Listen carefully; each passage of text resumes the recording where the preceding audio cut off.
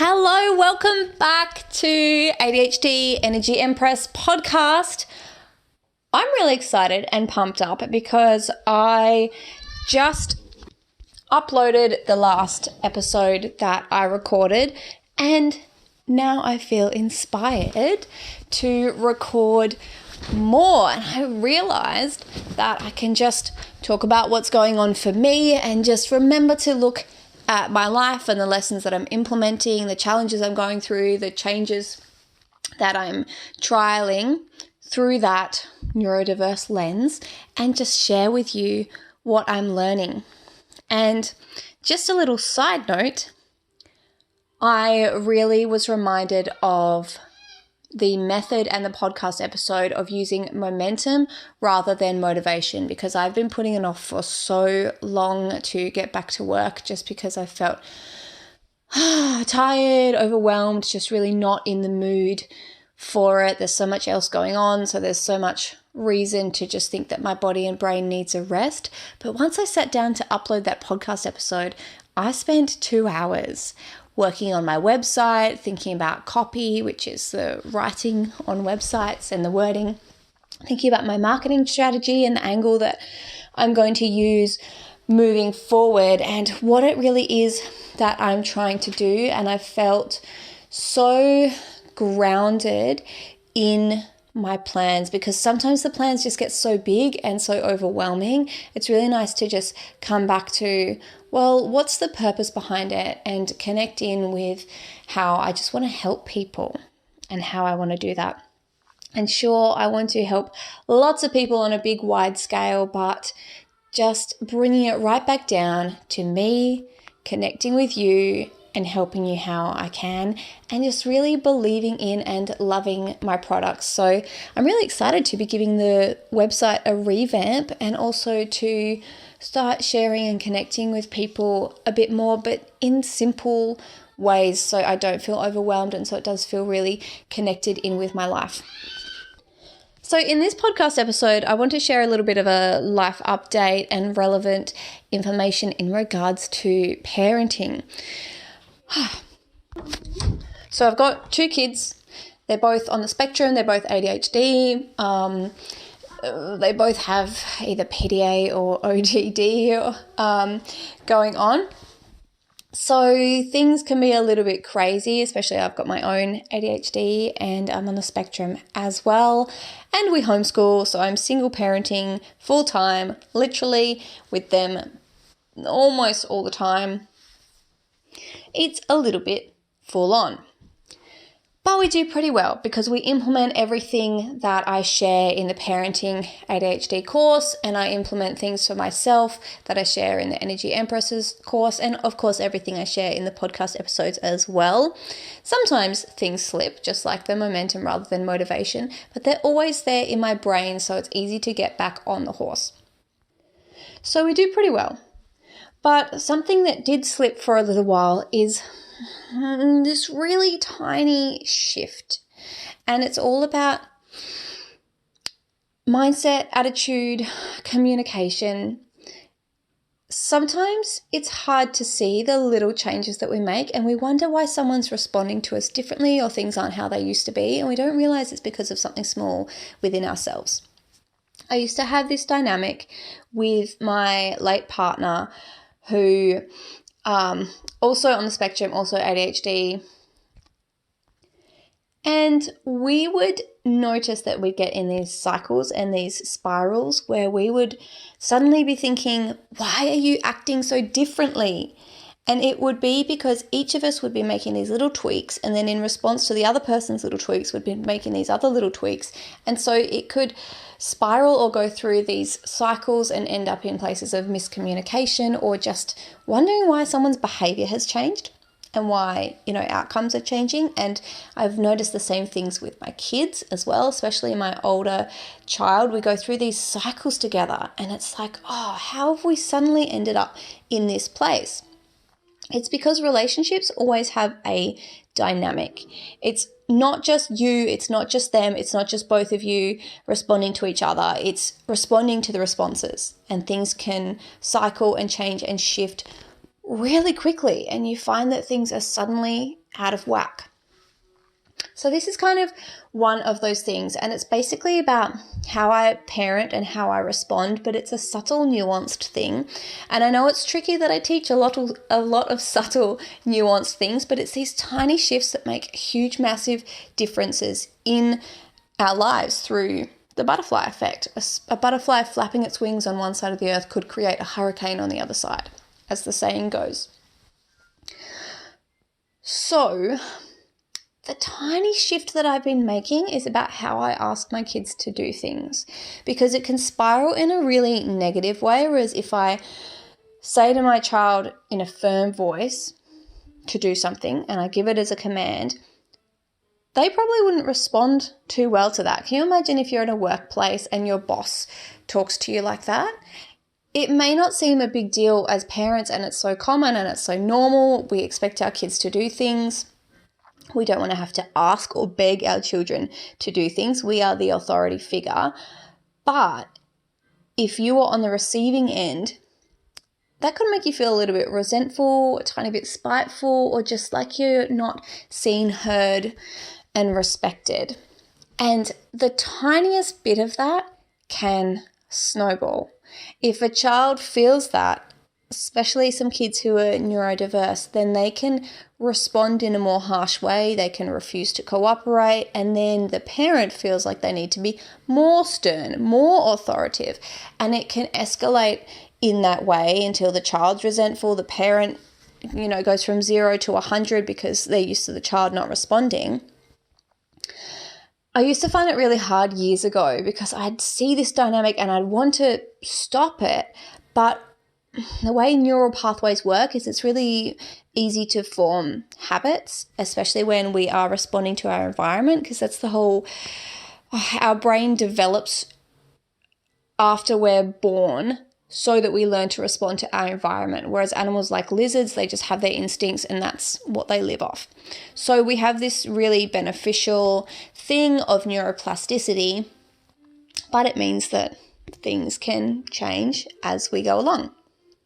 So my daughter and I found ourselves in this dynamic, and I wondered how to stop it, and I wanted to stop it, but to suddenly break a habit and a response and a dynamic can be quite challenging. So I'm really glad now that I have the tools and the presence and the connection with my daughter to be able to see that pattern and do something differently. It's really hard when you're in it to just suddenly decide to behave differently.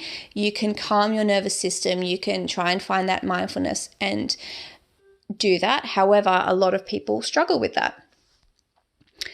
So one thing I find to be really helpful is to have a plan as to how to respond differently. Look for the trigger. So if it's feeling out of control or like your kids aren't listening, then prevent that trigger. For example, like I say, if you feel out of control, you could have the plan. You could change your mindset around why your child is behaving that way. Or the very simplest thing you could do is realize that if you do what you've always done, you'll get what you've always got. So just try doing things differently. And the thing that I'm talking about today specifically is kind of how I talk to my kids. It feels like all the time because it's always trying to communicate, guiding their behavior. Just little moments throughout the day. But it's not just how we chat through a conversation, although as a side note, I'm learning play therapy at the moment, and that is amazing, learning how to talk differently, observe my kids differently, interact with them differently through play and just in a more playful way in everyday life. Totally amazing. But this is more in regards to requests and just noticing their behavior. No one likes being told what to do all the time, let alone someone who's neurodiverse. ADHDers find it really hard to meet demands. If there's demands put on ADHDers, it will actually overwhelm them, reduce their capacity and their functioning. Then they won't be able to meet even the most basic demands. And then as a parent, it can feel like pulling your hair out. Why can you not do the most basic thing? Why can't you just get dressed and brush your teeth, or just do one of the things? Why can't you just pick that thing up off the floor that you just dropped? So it helps to not put so many demands on them, but obviously we need them to be able to do things throughout the day.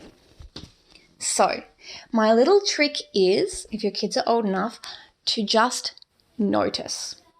And I picked this up from play therapy and kind of transposed it, because this wasn't the point of it in play therapy, but to just say to them, your drink bottle needs to be filled up, or, that plate's still on the table, or, you dropped that, or, you're getting crumbs on the chair. Kids are their own people. They are intelligent enough to see what's happening, to draw conclusions and decide what needs to happen. Whereas as a parent, we notice, and not only do we notice, but we then tell the child, we make a judgment about what needs to happen, then we tell the child what needs to happen and demand that they do it. When you just take that step back and just notice, it gives the child that autonomy, that independence, that respect as a human being. It's kind of more how you would talk to an adult rather than just saying, could you, you can say, could you do this? But sometimes you just say, you dropped that.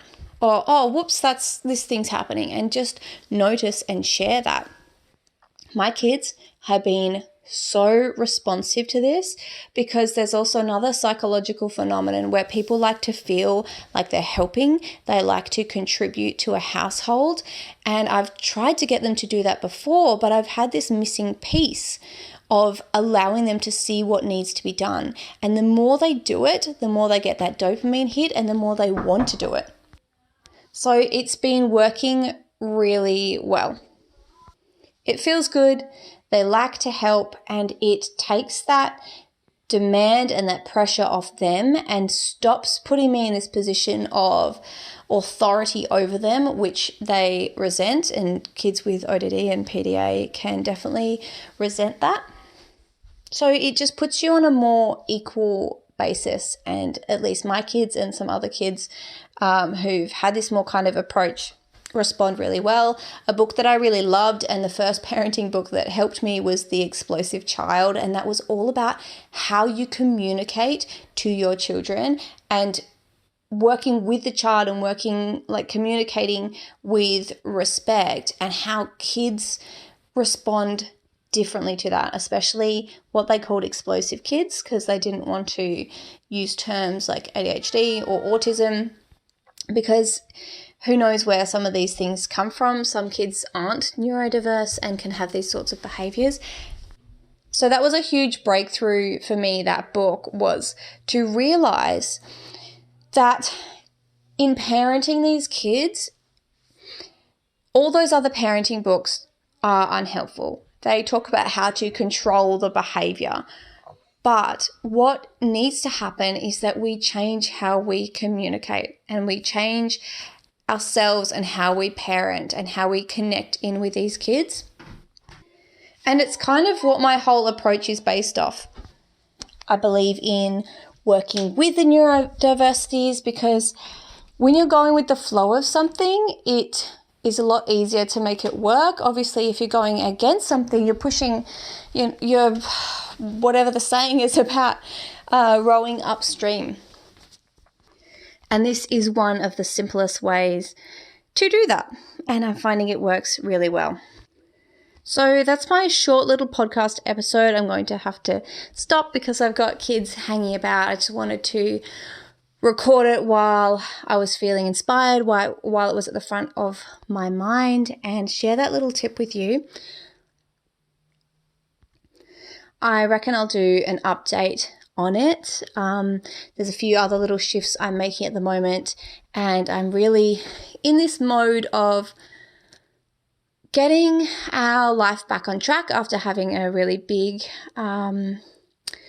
sudden change happen, and getting us back into routine and getting the kids responding well to my requests and setting clear expectations and boundaries and showing them in a really gentle way that I am boss, I'm serious, and what I say goes, and that we're all going to work together as a team to get the cogs working and get our life running on track. And I've been sharing with them the positives that when they cooperate with me, then they can get more freedom and flexibility. When our routine flows better, then we have more time for doing fun things. I've also been working on our attachment and using a few tricks there and implementing some changes with play therapy, and it's been really, really positive, and there's still a few little explosions here and there and miscommunications and mishaps and all of that stuff, but we are generally moving in the right direction. Even today, they started eating more food and being really positive about trying a few new foods and reintroducing some things back into their diet, and this all comes from having a more positive attachment and communication. Those things are really, really key, and it's amazing to see how quickly these changes can happen and really getting us back on track. And it just shows how changeable things are.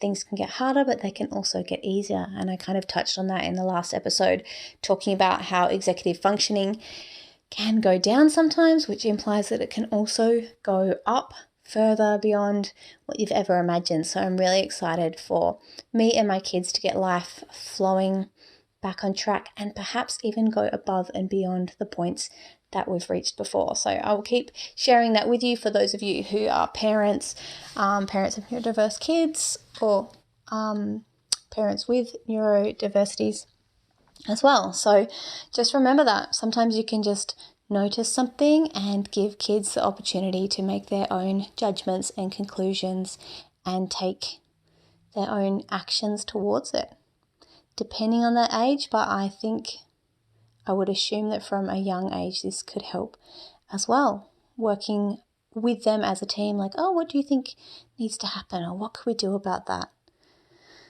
I think all humans like to be treated that way and like to have that kind of more gentle approach and problem solving as a team. So you can let me know how it goes. And I will see you I'll talk to you in the next podcast episode. Bye.